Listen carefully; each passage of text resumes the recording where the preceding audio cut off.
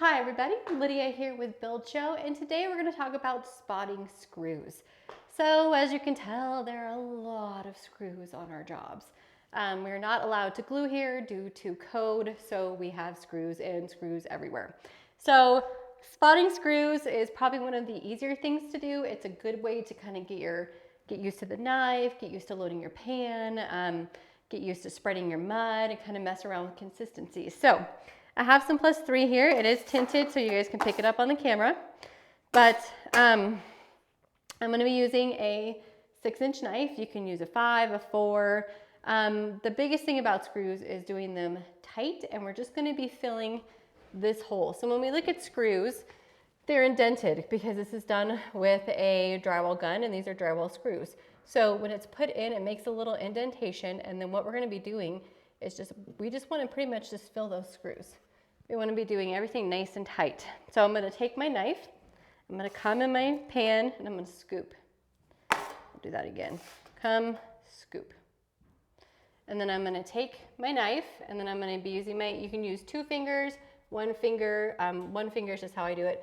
And I'm going to apply pressure, and then I'm going to come up, and then wipe tight. So as you can tell, the only place that there's mud left is in those screw holes right there. Everything else is really light and really tight. I don't want to be humping out my screws. I don't want to be going like this and wiping like that. No, don't do that. What's going to happen is you're going to see that forever, and you're going to be sanding it flat, and it's just going to be a disaster. So when I'm coming, my knife is at an angle to where I'm literally scraping pretty much everything off except for where the screw holes are. And something to keep in mind too with screws is that they will be getting done multiple times. This isn't a one and done process. Screws get done 2 times for a level 3, 3 times for a level 4 or a smooth wall. So depending on if you're doing texture or smooth will depend on how many times you hit your screws. There's also screw boxes. We like them for second coat, not for first coat, and you also have to sand when you're using screw boxes. So if we're going by hand, you know, this is a typical flow here. And then as you can tell, it's light, it's tight, and we don't sand these. So if we're doing like our swirl texture or a hand texture, these don't get sanded. They're just done nice and tight. If there's like a little lip here or there, an edge that we missed, then they get sanded, but that's it. I mean, we're not leaving any high ridges. We're just filling those screw holes. And I'll kind of go over again. So scoop out. We're gonna do pressure, pressure, pressure, pull off, wipe your knife, and then come down sharp. So I pretty much just took everything off that I put on except for in the screw holes.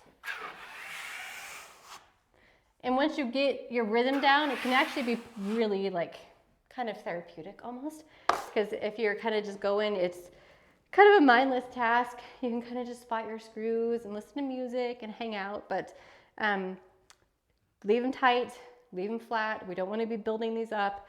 This stuff has recesses. These do not. All of this board here is totally flat. So if we're going through and leaving like heavy, like that would be too heavy. I wouldn't want that. We want flat, flat, flat. Another way to spot screws is to single spot. So when you single spot, you know, you can just take a small amount of mud and just single spot the screws like this. So you're just going to be applying a little bit of mud and then just kind of doing like a dot. Some people really like to do it this way because you can keep track. So say you single spot for your first coat and then you do a stripe for your second. That way you know how many spots you have on the screws. Large jobs, and when you're starting to get into like 3 spots on them, you can kind of lose track or you might miss a row. You could also tint your mud if you want, like we have here. You could keep track of what colors for what coats, and then that way you can keep track a little bit more. And another common problem that you're going to run into are fuzzies or spots where the hangers have missed and then they pull the screw out. Sometimes they leave the screw in and you can kind of just hit it in, but this would be a fuzzy right here. So what you want to do is kind of get rid of some of that loose paper there. We don't want it to be too bad. Just kind of clean it up a touch, okay? And then we're going to go ahead and we're going to spot it. Push our mud in there. And then I'm gonna take the end of my knife and just twist it in there and get that paper to kind of lie down and in. You can tap it a little bit. When you hit it in, don't hit it too hard, because what can happen is you can wind up blistering all of that rock, and then you're gonna wind up with a big blister there that you then have to dig out and patch and fix. So gentle is better, a twist, a tiny tap, spot again. And the reason that I'm spotting it first and then twisting is the mud helps hold that paper in and kind of like sucks it back and helps it be a better fix. If you don't do that, what'll happen is you'll have paper sticking out, and then you're gonna have like, you'll always see it because that paper is out further than the wall and further than the screw. So just a little twist in, and then you can just go ahead. If you're single spotting, you can just kind of grab a corner. You can load up a corner of your knife like that. And then you can just go ahead and single spot. But again, leaving it light, tight. You can do a little thicker mud too than what I have right now. Mine's a little bit on the thin side. So you can do a little bit thicker. You can do straight out of the box if you want.